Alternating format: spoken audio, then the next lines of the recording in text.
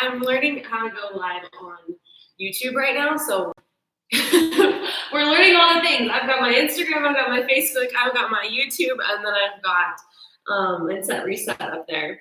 So I first off wanted to talk about okay, cool. Yeah, I've got so many things.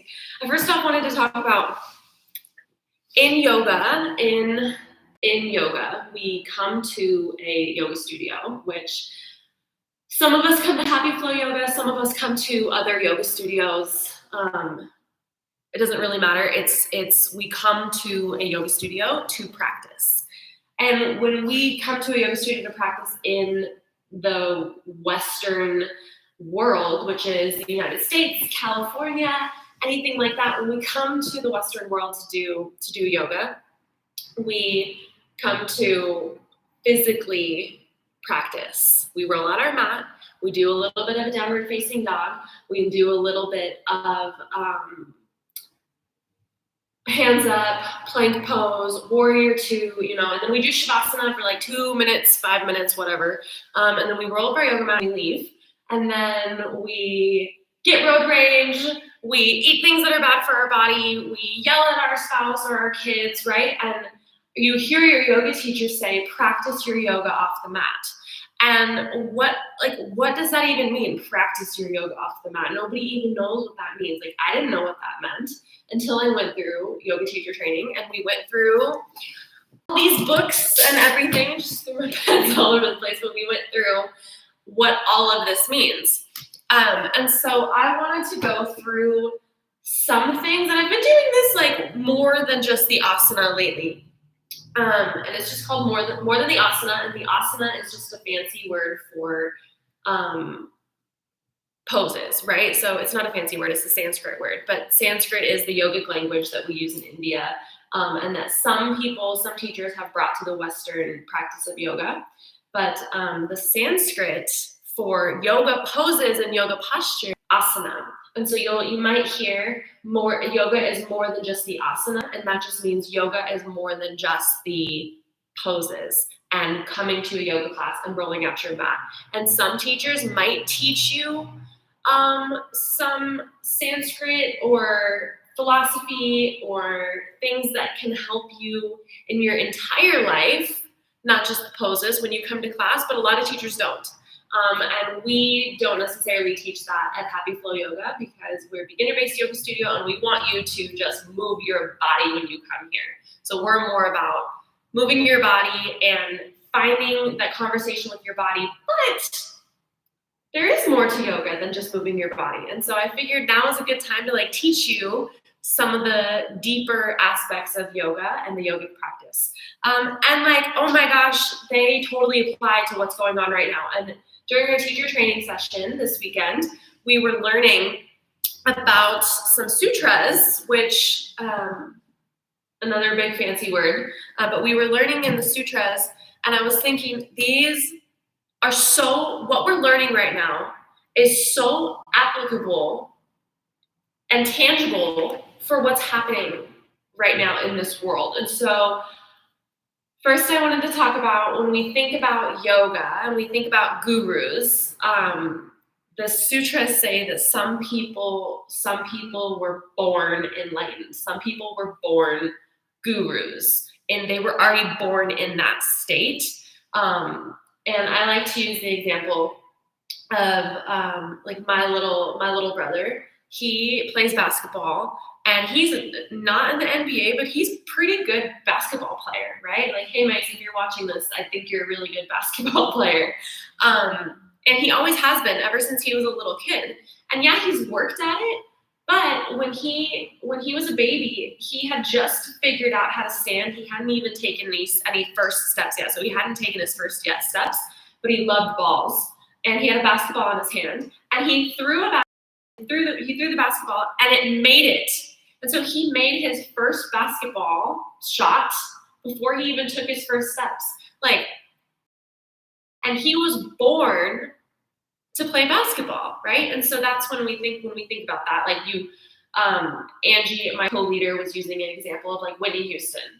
She was born to sing, Yes, she learned How to sing. Yes, she had to go through a lot of training, but she was born to sing versus somebody who really, really, really, really, really wants to sing. They just don't have it, right? And there's players like that. There's basketball players like that too, where they just want to play and they want to be really, really good, but they just don't have it. It doesn't matter the amount of training. It doesn't matter the amount of time and effort that they put into it. They just don't have it. So the sutras say that, which is this book, this ancient text, this ancient yogic text says some people were born this way, right? They didn't do anything to be born this way. They were just born this way. And then it says after that, the rest of us, if we want to walk this path, we have to put effort. We have to put work in, right? And so if you think about my brother was born to play basketball. But if I wanted to then just pick up a basketball and throw it in the hoop like he did, right? I would have to put work in. I would have to go to practice. I would have to buy a basketball. I would have to put some effort in. And the sutras say, some of us were born this way, but then the rest of us, if we want to walk this path, we have to use faith, energy, mindfulness, deep meditation, and wisdom in order to continue to walk that path, in order to start down that path and continue on that path.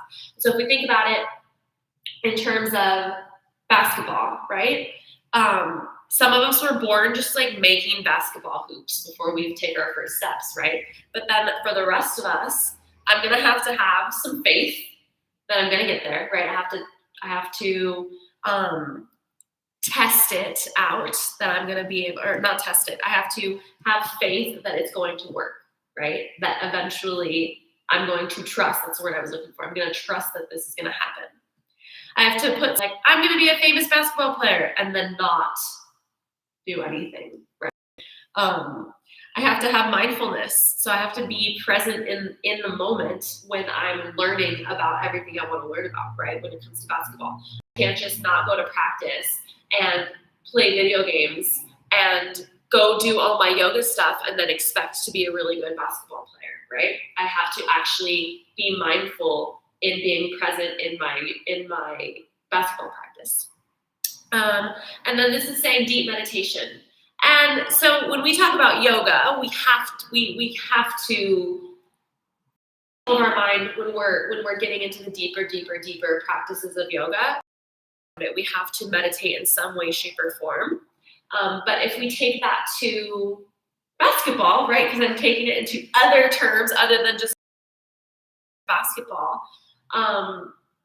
Meditation doesn't have to be lay on your back, close your eyes, and clear your mind. Meditation can be anything. And so if I take this into basketball, when I'm playing my basketball game, when I'm on the court, when I'm working on my dribbles, right? My mind is not elsewhere. I'm not thinking about work. I'm not thinking about the laundry that I'm supposed to be doing. I'm not thinking about my long list of groceries that I have to go buy. I am in the moment and I am thinking only about basketball, right? That's meditation. And so we have to use mindfulness, we have to use deep meditation, and then we have to seek wisdom, like a coach, somebody who's already done it, somebody that could help us through it, right? Because you cannot be your own teacher. You can't teach yourself something, and this is wisdom, right? Like I'm essentially teaching myself. I've learned from my gurus, I've learned from my teachers, but then now I'm learning this and I'm applying, I'm using this as wisdom to teach me, to continue me on the path.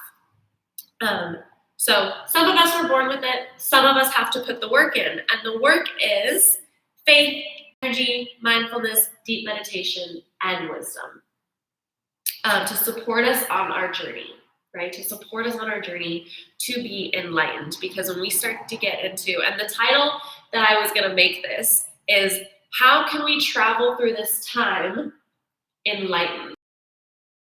Become enlightened, we're not already enlightened, because if we're on this path, then obviously we weren't born enlightened, right? And so we're unenlightened, which some people, I was telling my group yesterday, I'm gonna name it how to travel through this time unenlightened, and unenlightened. Do we want to be unenlightened? No, we want to be enlightened, but we're currently unenlightened. Anyways, it's going to make sense. It's going to continue to make sense. So let me grab my notes. So that's basically like what I mean by traveling through this time. And then I want to first say that everything happens in stages. So yeah, we want to travel through this. We want to travel through this. We want to become this amazing basketball player. We want to go through this yoga path, but no path is linear. So we go, I'm going to be the best basketball player ever. Oh my gosh, I just missed 50 shots. Oh, but I'm going to be so good at this. I just made, but yeah, I missed a bunch of shots, right? I'm going to be super, super successful. Oh my gosh, what am I doing? Oh, that was a really big win. Oh my gosh, this is terrible. Oh my gosh, I'm having such a good day. Oh, the world is ending, right? The path is not linear. As much as we want it to be, it's not. So have care and be kind to yourself when we're going through this path. That's the biggest thing.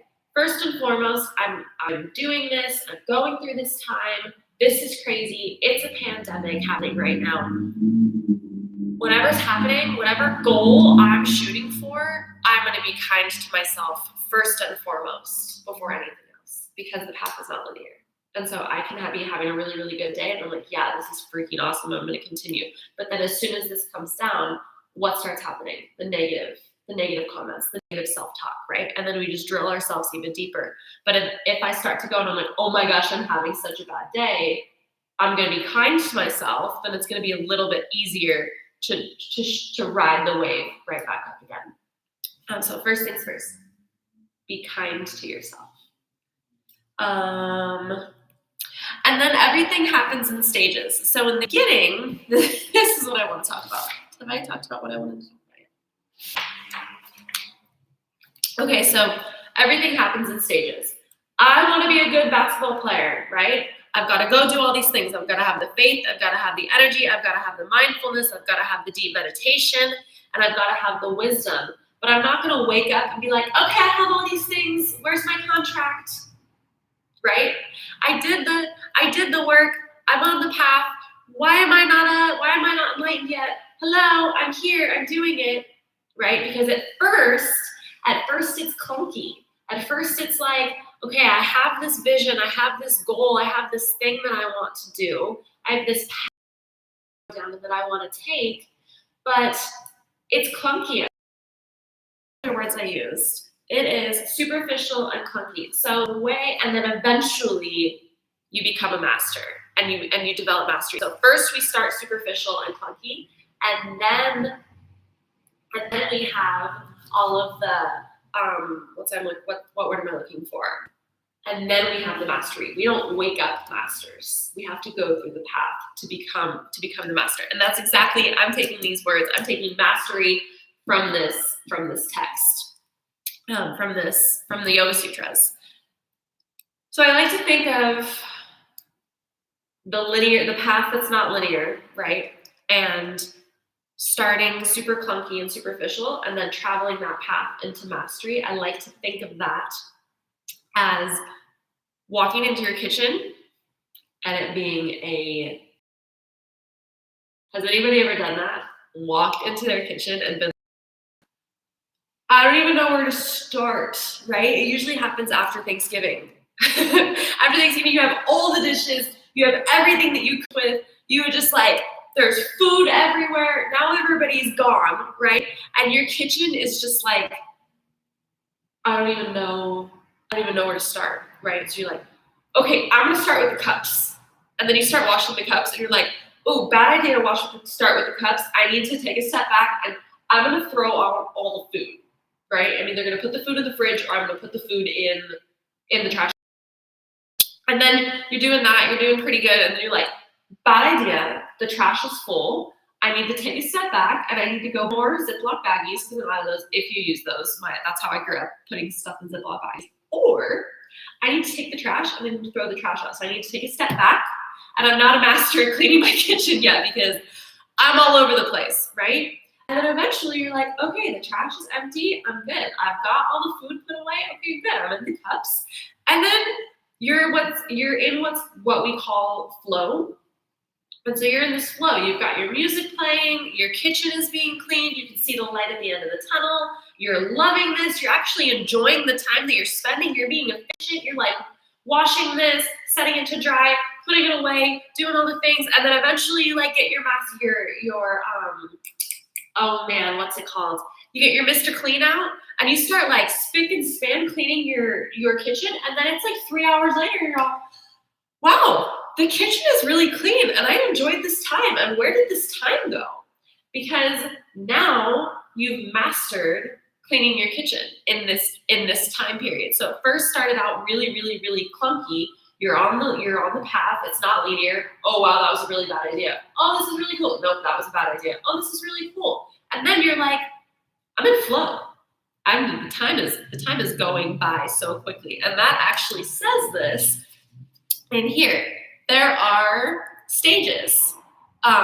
So first you start off superficial, and then you get to the mastery. I used cleaning your kitchen as the example, but we could use that in playing basketball. We could use that in deciding to do walk the path of yoga, right? We were like, oh yeah, I'm gonna do yoga. I'm gonna buy the 21 for 21. I'm gonna come into the studio. You never come into the studio. And then you come in for your first class. You're like, I've got my mat. I've got everything I need. And then you never come in for a second class. And then you're like, oh man, I really tried to go down that path, but it just didn't work, right? In the beginning, it's super clunky. How do you think the people who come every single day, who use yoga as their entire life, how do you think they started that, right? They had to go down ooh, I missed 2 weeks. Okay, I gotta get back on the bandwagon. Okay, here I go. Okay, this is really, really fun. I'm getting this. Oh wow, my flexibility. So we are on this path and it's linear. So we're not to the enlightened stage yet. We're still walking this path. There are still times where I don't do yoga for 2 weeks and I'm like, man, I really feel like crap. And then I do yoga and I'm like, wow, no wonder. No wonder I'm a yoga teacher. No wonder this is what I sell, because it actually works, right? And then I don't do yoga for 2 weeks and I'm like, man, this is hard. And then I do yoga and I'm like, oh my gosh, no wonder, right? And so I'm still not enlightened. I'm on the path, right? But I'm not there yet. And so this is how we're traveling the path to become enlightened, to become a master at whatever we're at. Like I said, we can use this with the kitchen. We can use this as becoming a basketball player. We can use this as becoming a yogi. We can use this in business terms, right? I talk a lot about business because I am the business owner. So we can use that. We can use that for anything. The path is not linear. Next, I know I beat that to a dead horse, but it's something I'm passionate about. I already used that. Okay. Some of us are born enlightened. Some of us might have to work. So again, some of us are born walking into the kitchen and being like, I know exactly what to do. Not me, right? Some of us are born right after Thanksgiving being like, I know exactly what I'm going to do. I'm going to take the trash out and I'm going to put the food away and then I'm going to cut and then I'm going to do this and then I'm going to do that. No, if I'm just going to paint a picture. I feel like I could call my mom if I walked into my kitchen. So if I walk into my kitchen and I'm just like, I don't know what to do. I could call my mom and say, Mom, the kitchen is a disaster. I don't know what to do. And she'd say, oh, first you need to take the trash out, and then you need to put the food in Ziploc baggies, and then you need to wash the cups, and then you need to do this. And she would already have her flow set out because she's a master at cleaning the kitchen because she's been cleaning the kitchen for years, right? I'm sure that when I first opened my business, I could have called somebody who's already a master at opening businesses and being like, I don't know what to do. I just opened a business. This is crazy. And then be like, okay, here's what you need to do. You need to do this and this and this and this and this and this and this because they've already walked that path. Some people have already walked that path. Some people are already experts or masters in the field. Some people were born that way. Like my brother who shot his basketball before he even took his first steps. I'm like, I need to figure out how to shoot a basketball. Can you teach me? He's like, yeah, you need to do this and this and this and this because he's already a master at that. Some people are born at that. Some people need to walk the path to get there. And that's where I'm currently at. I'm walking the path in all these ways. And I know that you're walking the path. Next, practice makes, this is literally in here.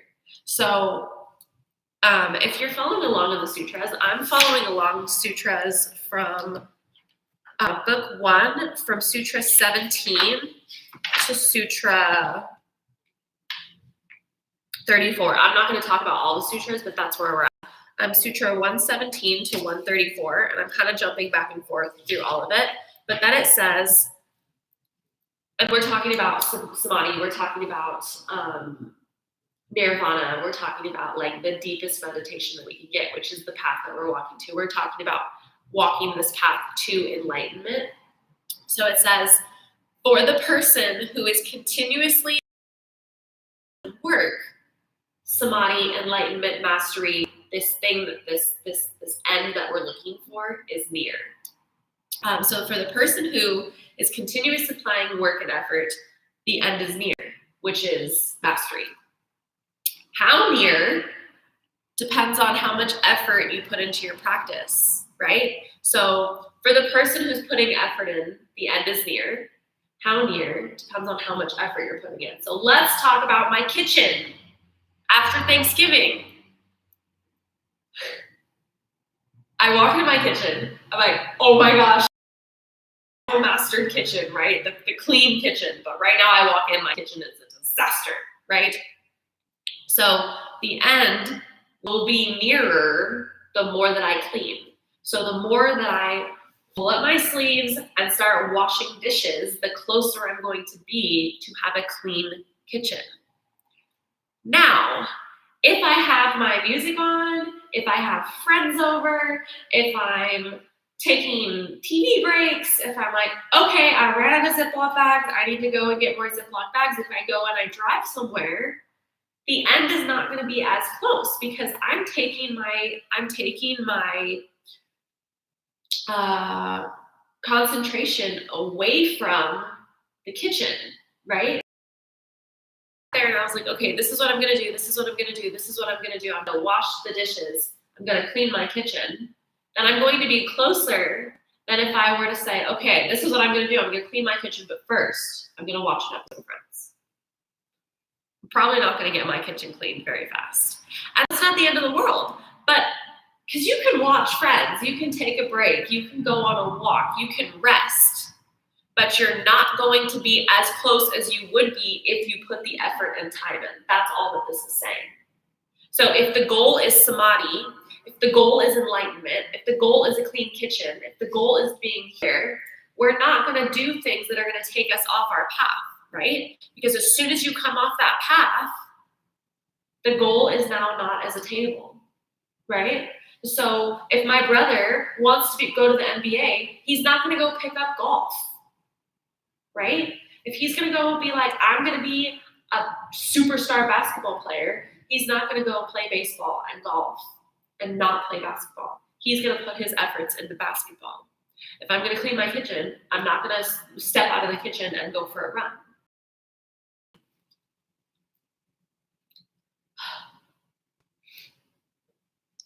If I want to open up a yoga studio, I'm not going to go open up a brewery at the same time that I'm trying to open up a yoga studio. Yes, I want to open up a brewery one day or something like that, but I'm not going to be like, why is my yoga studio not working? Because I'm putting all my efforts into this other business. You can apply it to so many things.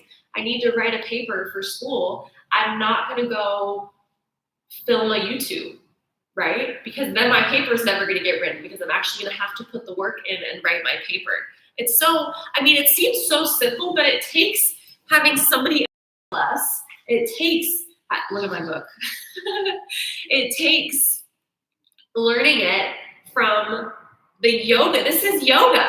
It takes learning it from yoga to be like, oh, you're so right. Maybe I should put my head down and write that paper. Maybe I should stop playing golf if I want to go to the NBA. Like, it seems so simple, but it helps to have it written down and somebody else teaching it to you. Okay, so for the first person who is continuously applying the effort, the samadhi is near. How near depends on how much effort you put into your practice.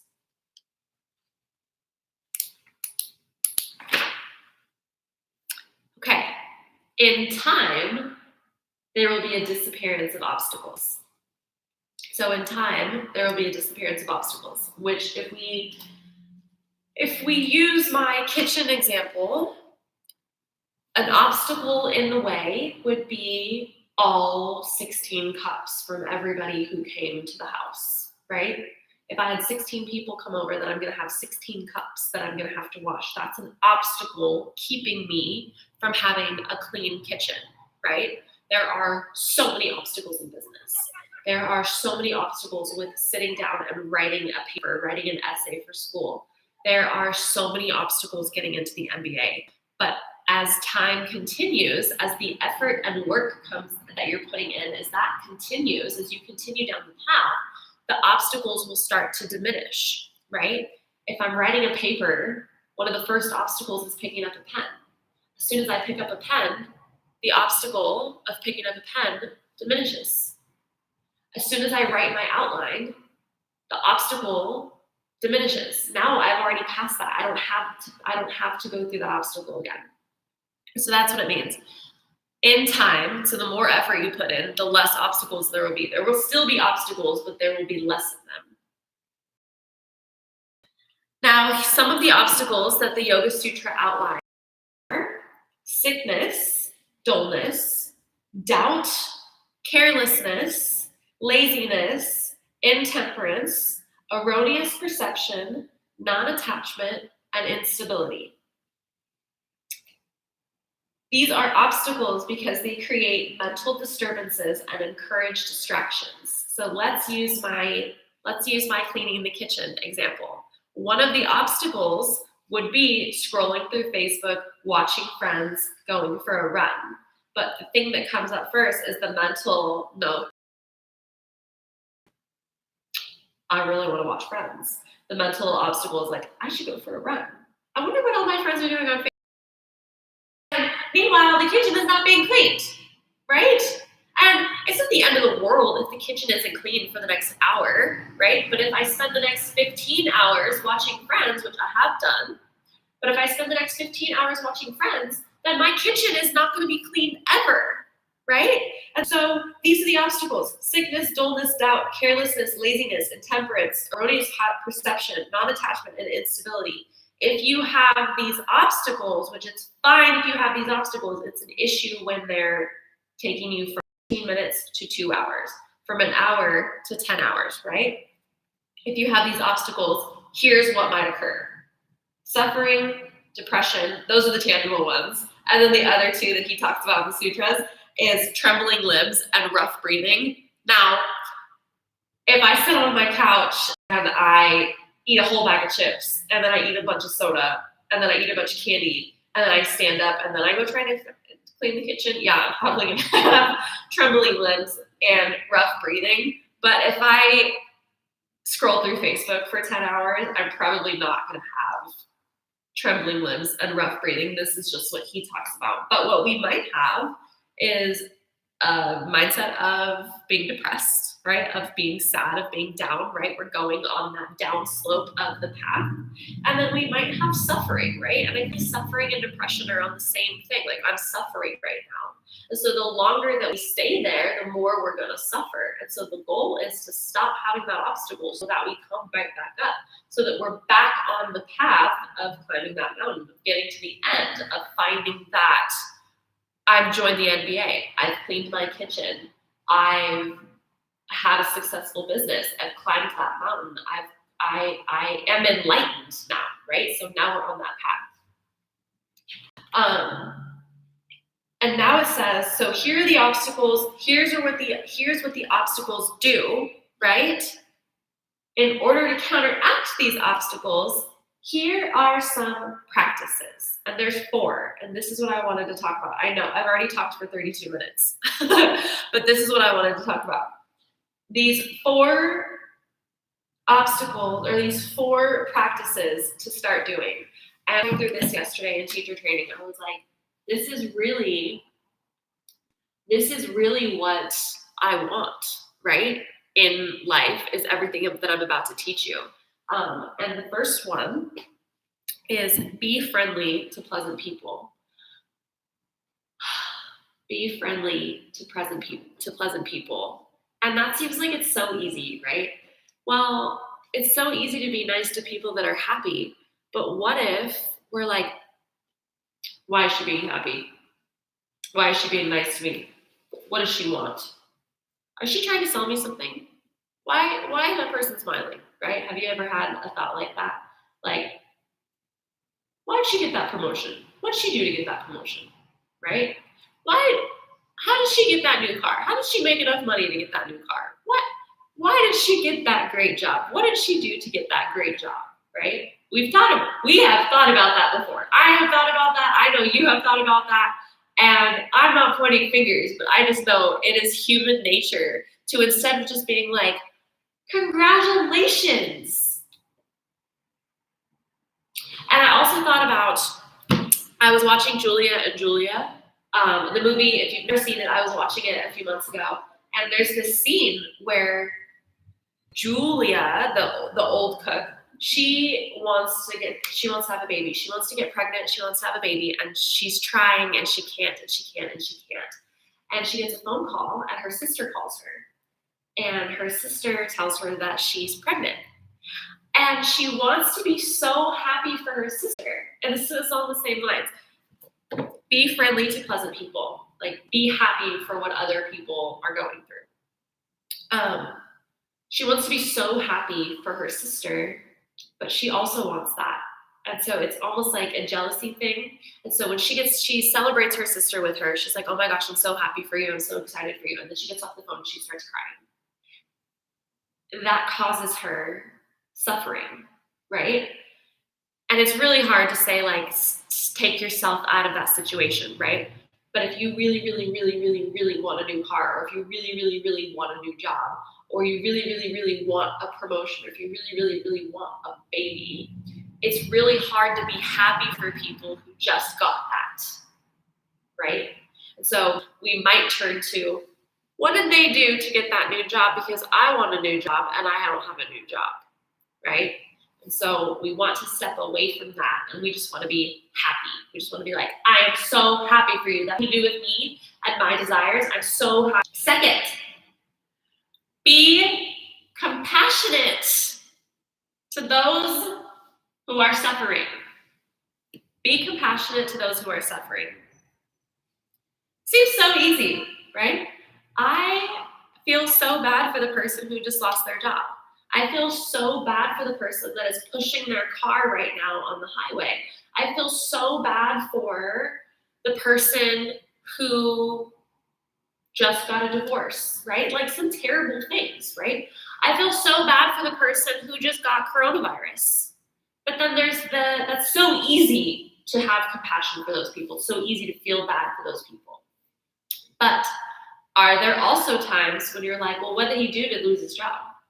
Well, did he not fill up his gas tank? Is that why he's pushing his car? Did he not wear a mask when he went to the grocery store? That's probably why he got coronavirus. Maybe he just kept touching his face like Brie is in her video right now. But that's what we do. We do it. It's a human trait that we have. We see somebody who's suffering and we're like, they must have done something to have that suffering be caused. That suffering isn't just happening to them. They must have done something, right? Instead, just have compassion. Instead of trying to put a story behind it, be like, so first, I'm being friendly to pleasant people no matter what my circumstances are. I'm happy for them no matter what. It doesn't matter what's happening in my life. If they have something positive happening in their life, I'm happy for them. Second, if somebody has something terrible going on in their life, it's not my job to try to dissect and wonder what it is that made them have a bad time, right? It's not my job to try to dissect that. It's only my job to be sad with them or for them. Next, celebrate people who are doing good things. Oh my gosh, this seems so easy. I'm going to use a quote out of here. Celebrate people who are doing good things.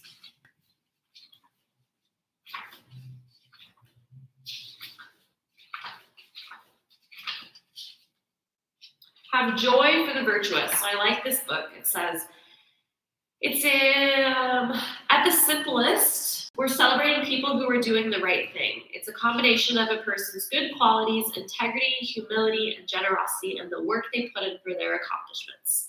Sometimes we try to pull others down to build ourselves up. For example, when our coworker gets a promotion, we think she got lucky.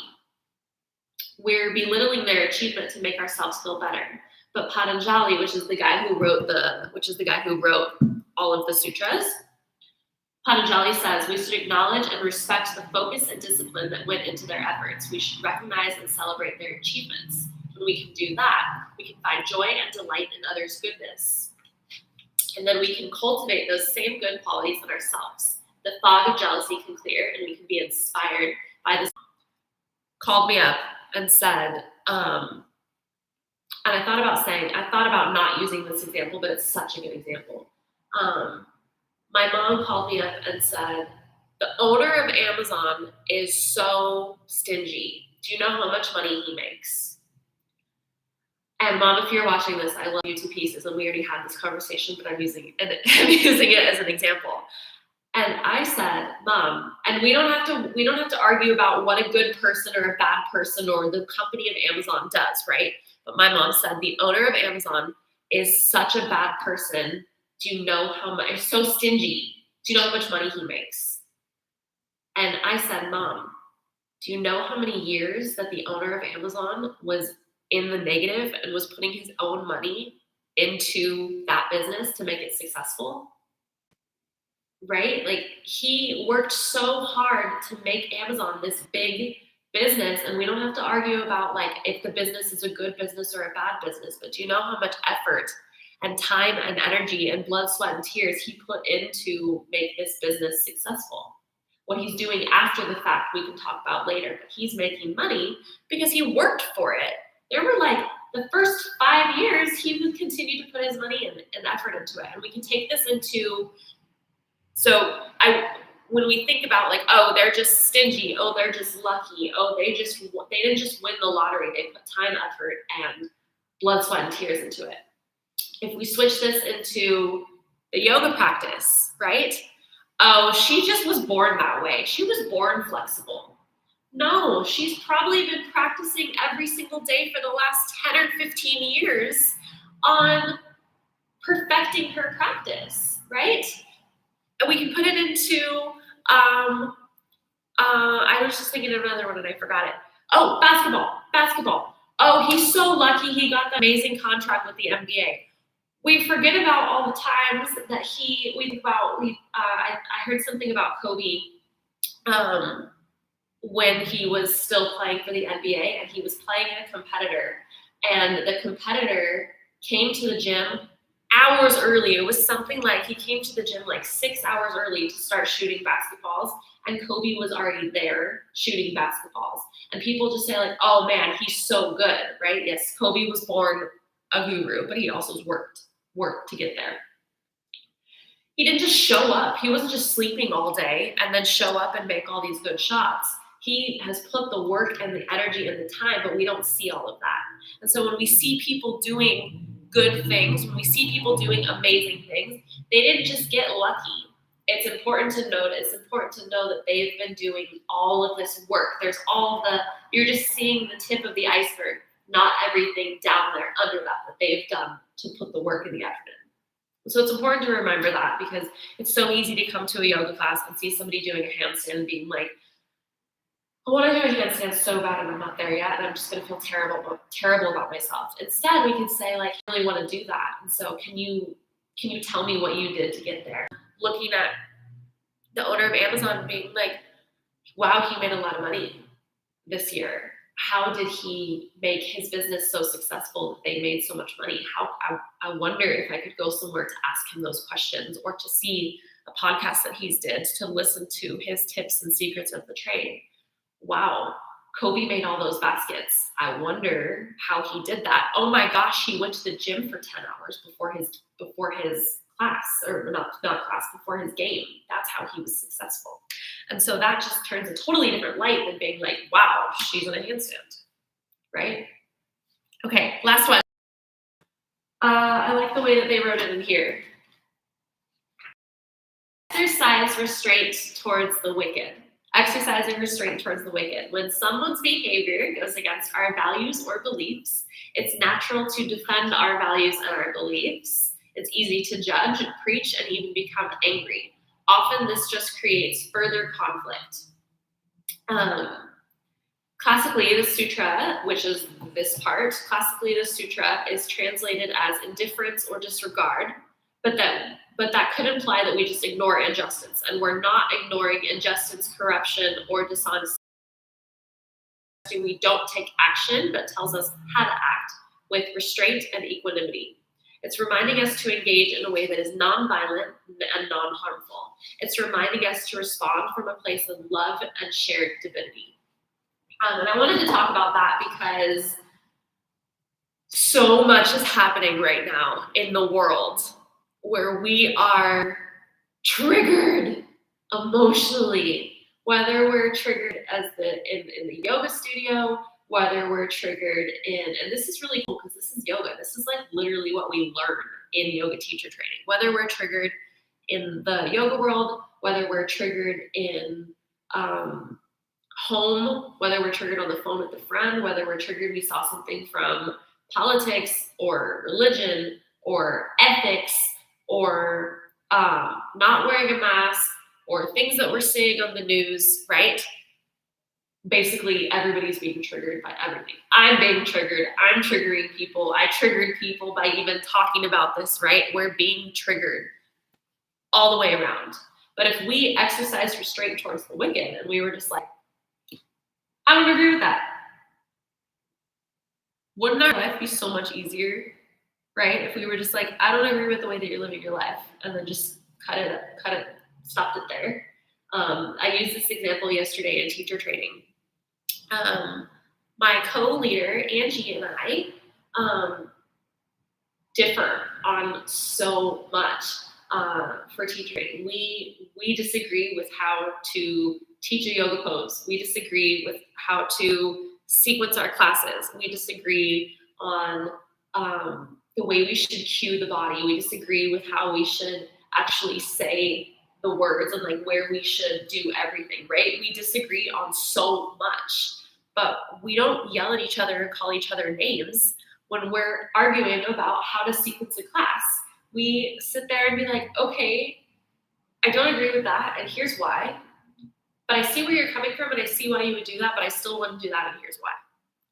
Right? And at the end of the day, we can agree to disagree, but then still come in with love, right? Because we love and we care and we respect each other, and the person knows what they're talking about, whether we agree with what they're saying or not. We're still coming in with respect, and we're still exercising restraint. We're exercising restraint towards the wicked. And what I have here in my notes is let nothing create waves in your lake from people who are doing things that you don't agree with. So just because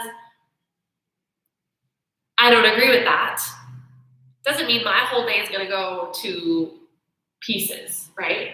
A good example is my husband, Charles, and I, we were going through, he thought I was doing something. I was sitting on the couch, not doing anything. I took an entire day last week to just sit on the couch and not do anything. But I was sitting on the couch, not doing anything. I watched TV all day long last week. I didn't do a single thing. I got up to go to the fridge and get more snacks, and I got up to go to the bathroom when I drank too much water, and then I laid right back on the couch from like 8 a.m. to 10 p.m., like literally all day long. And he was at work, and he was like,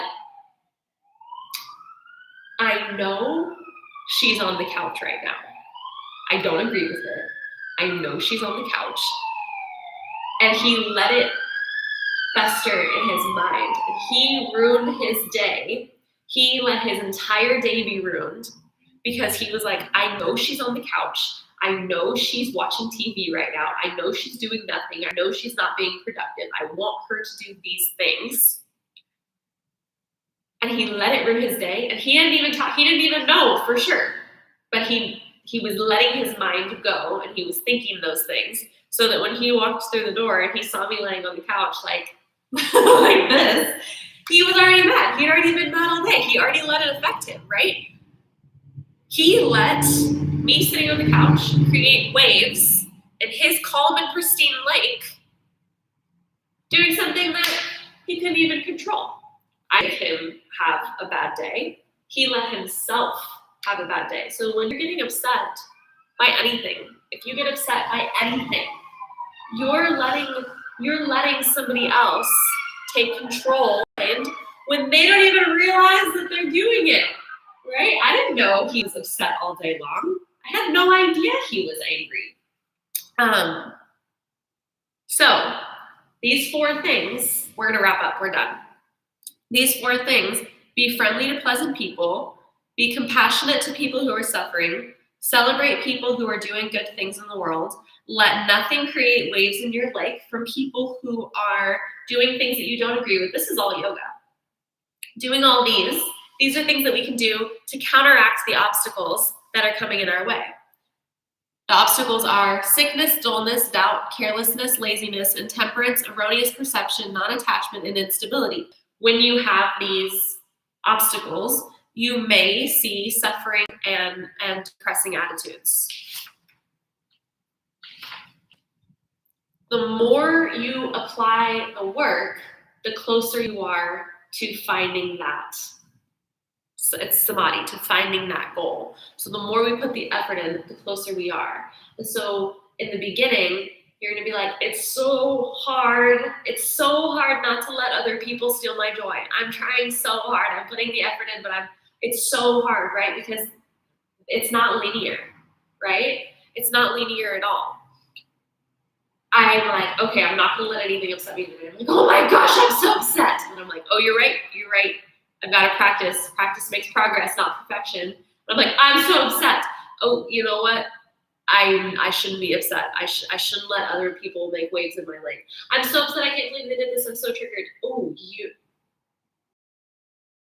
I let somebody steal my joy, right? And so it doesn't come easy. We were born enlightened. We're trying to become enlightened. We're on the path. We're walking the path to become enlightened. But the path is not linear, right? So we're doing all these things so that we can be enlightened, so that we can live this perfect, pristine, happy, positive, successful life, right? That's all I have to say. That was crazy. That was really, really long. Somebody asked me yesterday how long this was going to be, and I was like, honestly, it's a lot to take in, and so I don't know how long it's going to be, but I hope that you found some value in this.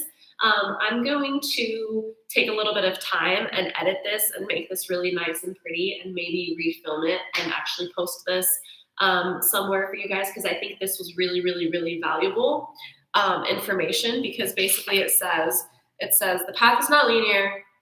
Some of us were born this way, some of us were not. We go from superficial to then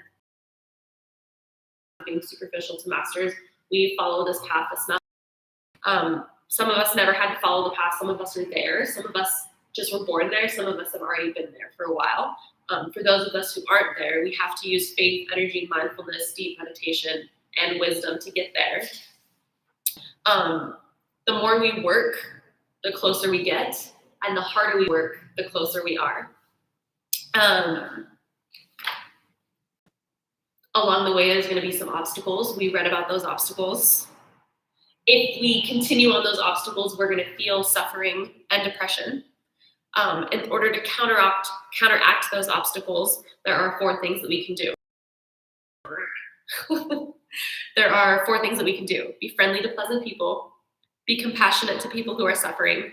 Celebrate people who are doing good things in the world, and let nothing create waves in your lake from people who are doing things that you don't agree with. That's literally everything that I taught for the past hour is literally broken into 30 seconds. And so if you made it this far to the video, I'm going to write that in there so that you can share this with other people. And the goal is so that I learn this, I apply it, I'm on the path, so that I can teach you, so that you can learn it, you can apply it, and then you can go and impact others. That's the goal. And just a reminder, this is yoga. This is the heart of yoga. So I'm not just like preaching to you something that I learned on my own personal time. This is yoga that I'm learning, that I'm applying to you.